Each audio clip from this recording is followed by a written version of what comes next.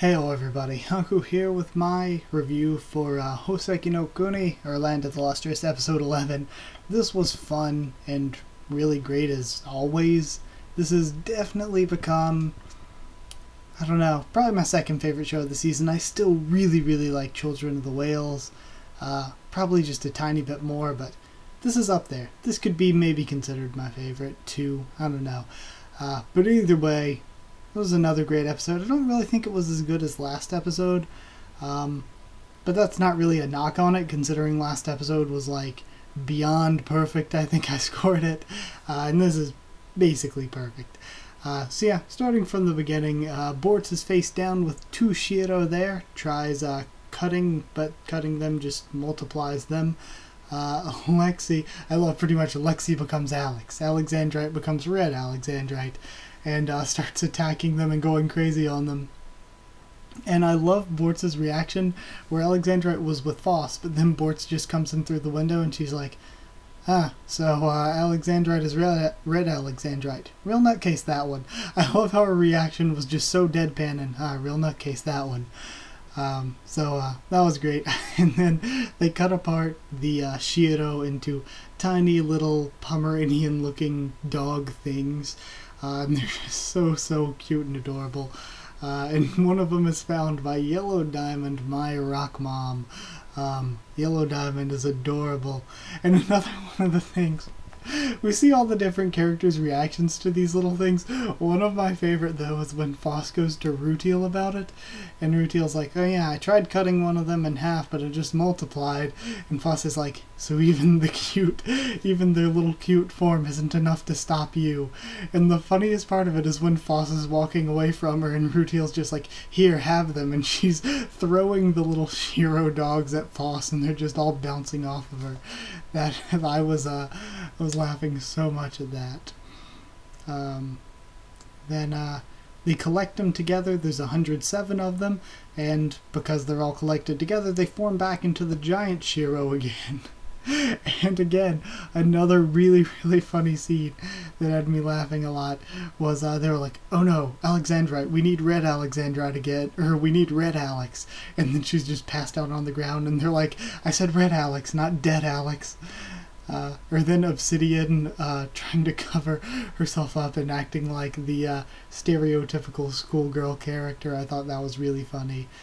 And then I had to pause it because I was laughing so hard. When Sensei walks in, his face, in reaction to just seeing everything going on, his face had me dying so much. Really, he's been the funniest part of almost every episode for the past few episodes. He's been a really great comedy character, despite supposedly being like the strong, serious, mysterious one. He's been the best with comedy. But he commands Shiro, and Foss knows that Sensei knows it. She hears him say, yeah, you're missing a hand, Shiro, and all that. Or what happened to your hand, Shiro? So, then she goes and gets the hand piece, the last little Shiro Pomeranian from Cinnabar. And I like the way she brings it up to Cinnabar. She's like, I think Sensei's keeping secrets. And Cinnabar's reaction is just like, well yeah, everybody kind of knows that, but we don't really bother asking him about it because we trust him. We feel like he has a reason if he's hiding stuff. And then Foss is like, well, how do you feel about that personally? And she's like, you know, I question it sometimes. So that's the bit of development we got there. But one thing I loved about it was that they bring up, yeah, everybody kind of knows. We're not completely stupid or anything. We know he's hiding secrets, but we just don't really ask about it because we trust him. So I like that. Foss gets back. Everybody is sleeping in Shiro's fluff. And then two sequences with really amazing art and animation were when Foss sees the hallucination of Antarcticide again, and then when Shiro is sort of like made peace and fades into wispy smoke or whatever. Yeah, I'm not sure. Like, the Lunarians are really mysterious, so if it found peace and it can just poof into smoke.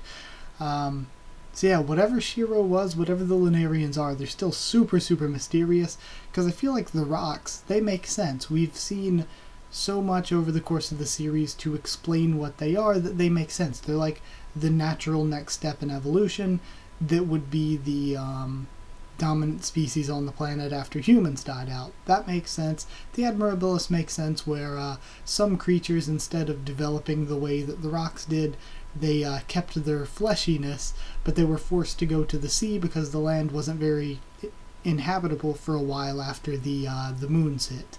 So that all makes sense. The Lunarians are super mysterious, though, because from everything we've seen so far, from our normal human biological perspective, they don't make that much sense. But either way, both those scenes were great. Then Foss says she actually wants to speak to the Lunarians, so she waits for them for 10 days. Rutiel finally makes it to her. She's like, you know, when you don't want them to come, they're always here, but here I am sitting here waiting for them. They haven't been in 10 days. But Rutiel says, you know, that could mean that they're having problems on their side too. I mean, they just sent whatever this Shiro thing was. They've been sending a lot of weird stuff lately. We had that, she doesn't know about it, but I mean, as fans, we know they had that weird incident with the Admirabilis. So, I mean, they kind of have a lot going on back at the moon, probably. Things aren't going super smoothly for them either. But Rutiel tells her that Daya's finally back to normal, and I love seeing Daya disappointed that she missed the cute version of Shiro and everything, and all she saw was the big angry demon form. Rutiel says that Red Barrel made plush Shiros for everybody. Then she says she's going off to the Cord Shore. Foss goes with her. She's looking for parts for Podparadsha, or Podparadsha. I don't know. I guess I should throw the second D in when pronouncing it. So she goes off to do that. And I like the way that Foss talks about it, because Foss has lost a ton of her memories when she's like, Podparadsha? Oh, I remember her. That's good. That's good that I remember. So I like that. I like that Foss is happy that she didn't lose some of her memories there. But the way she describes her, Foss is like, Podparadsha was so cool. She knew pretty much everything. She was the second strongest behind Bort, despite not being the hardest a rock can be. She was Rutiel's partner, and Rutiel became a doctor taking care of her. And then at the very end, they put enough pieces of ruby back into her that her body accepts it, and she wakes back up. Because ruby's very similar to her original Podparadsha state. So I thought the episode was entirely cool. There's so much content, so even just giving a brief overview, there's a lot of different things here. But the art was amazing, especially the two scenes that I told you about towards the middle of the episode, with the Anartisite vision, and with Shiro fading away, finding peace or whatever. There's a great mystery behind it as well, this world, and how not a lot of it makes sense. We don't actually know what Shiro was or what the Lunarians are, or how much the Master Sensei knows. So I thought that's all great. The rocks are so adorable when they're messing around with Shiro and everything. Just, I love all the different characters. They're so cute. And I like the way that with Podparadsha coming up in the future and all that, with the next few episodes, I would assume, or the focus on her. How many episodes are left? There shouldn't be too many. I think there's only a 12-13 episode season. Hopefully we get a season 2, though, because it seems this has gotten pretty popular. I've personally loved it. And a lot of people, actually, that I know have really gotten into it just from watching the anime, people who hadn't previously read the manga. So, I think this is great, and I haven't read the manga either. I might do that. Just tell me, I guess, in the comments, after this ends, do you want me to not read them so that I can be surprised when I watch Season 2, whenever Season 2 does happen? Or would you want me to just do read-throughs and discussions of the manga in the meantime after this? And then, of course, when I see Season 2, I'll already know what's going to happen. But either way, the thing I was trying to say with Podparadsha, I like that they're sort of exploring disease and disorder in this world. Because you would think that there's no perfection, sort of.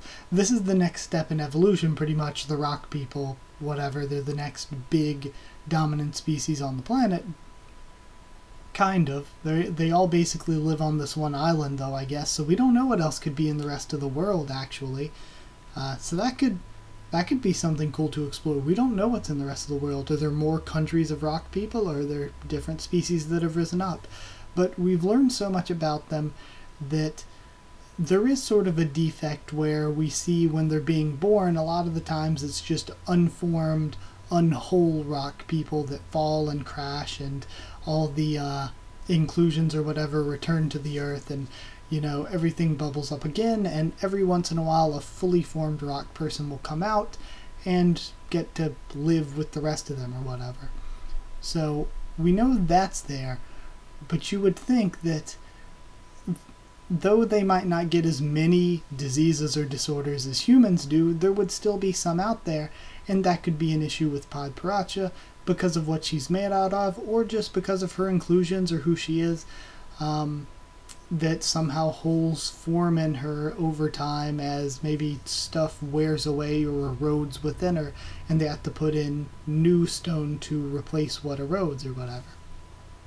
I'm not sure what the total explanation of it's going to be, but I like that we're getting into that a person with something that is sort of like their version of a disease or disorder. So yeah, that's cool. As an episode, I'd give it damn near perfect. 9.75 blatant secrets out of 10. Yeah, I thought it was an absolutely great episode. And one thing I brought up last week that I decided I'll do here, I'll do my top rock rankings for what's going on right now. I'm not going to put in Podparacha yet because we don't really know anything about her. And there are 18 that I can remember being in, and not counting Sensei either, but there are 18 I can remember from actually being in the show. So I'm going to rank those 18. Last place, 18th, is Benitoite, because Benitoite is kind of masculine-ish. I don't know. Not really that much of a fan, and we've barely seen them.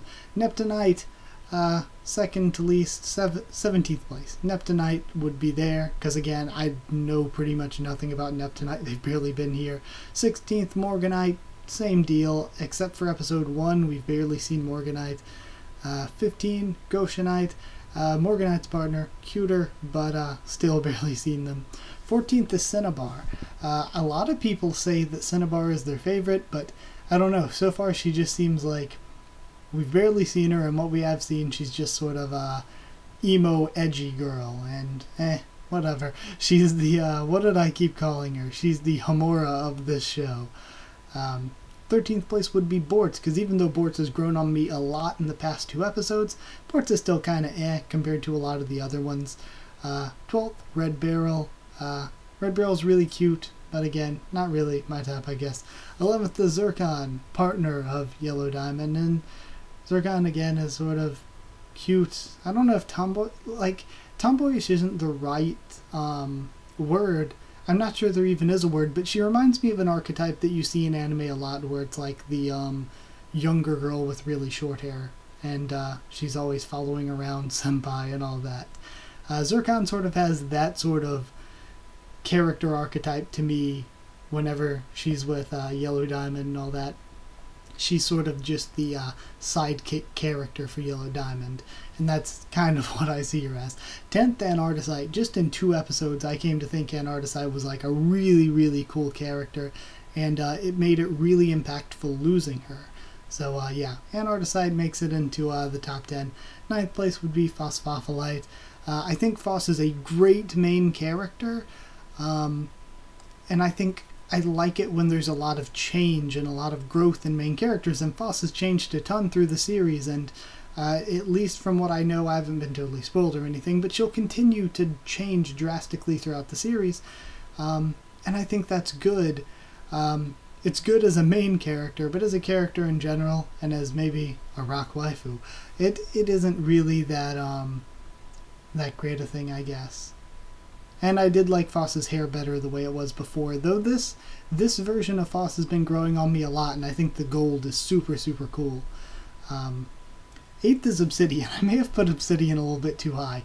Maybe Foss and Anartisite above Obsidian, I don't know. But Obsidian's around that area. Super cute. I like that they make the weapons and stuff like that, and everything we've seen of them, though we haven't seen much, I've liked. 7th place, Diamond. Diamond used to be like top 3 for me But lately, I don't know, lately Diamond hasn't done as much as earlier in the series when she was super important during the slug arc. But yeah, Diamond is still really, really awesome. 6th is Amethyst, because Amethyst has actually grown on me quite a bit from when we first met Amethyst. So I like it. Double rock, the twin rock. And I kind of wish we saw more of them teaming with Foss. Maybe they can team with Foss more now that Bortz is probably going to be teaming with other people again. So I'd like to see more of Foss and Amethyst together. 5th place, getting into the top 5, Alexandrite has moved up rapidly in the past 2 episodes. I really like Alexandrite. I like that they keep pushing for people to call them like Alex Chan instead of like Alexandrite or Alexander or anything. Trying to sort of be more girly, but also the way that they have just their piles of papers and they're so obsessed with Lunarians and all that. I think Alexandrite's really cute.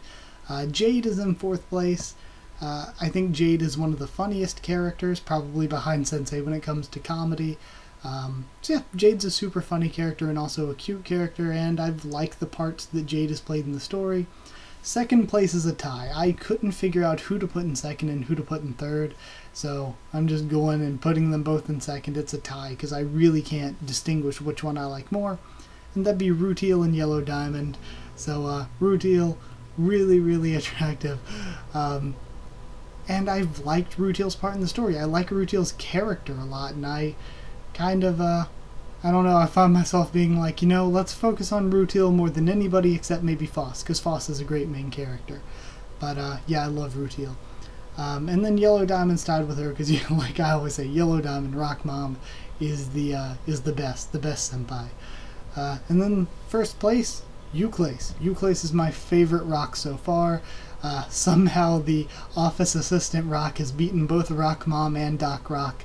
But yeah, office assistant rock, Euclase. I thought earlier in the series when we got a little bit more from her character, I really, really enjoyed her character. And I think just the design of being half blue, half white is really cool. So yeah, I love the design. I love the role she plays in their little rock society. And yeah, guess that's it. So my favorite rock is Euclase still. I thought about it and that's what I came up with. So that's it. Either way, hope you enjoyed the video. Like if you did like it, comment down there to tell me your favorite rocks or your what you thought of this episode and all that. Winding down towards the end of the season, but like I said, I can either cover the manga after this or I can wait till season 2 so I can be surprised. Either way, I'd be happy because I really like the series. So yeah, like, comment, subscribe for more of this, much more on the channel. I'll be doing a video when this season ends, in the week or 2 break between seasons. I'll do a video where I will have all of the anime for next season up on screen, and I'll go through and discuss them and say which ones I'm thinking about watching, which ones I'm thinking about maybe reviewing, and I'll get your opinions on those. Follow on Twitter if you want. I'll try to keep you updated there and stuff for the channel. And so yeah, watch that video and comment down there on that one if whenever I do make it, so that you can have your voice heard about what you want to see reviewed or what you want me to just watch so we can discuss. And then lastly, if you want a link to our Discord server, just ask and I'll give you one. That's it. Thank you once again for watching, and I'll see you all next time.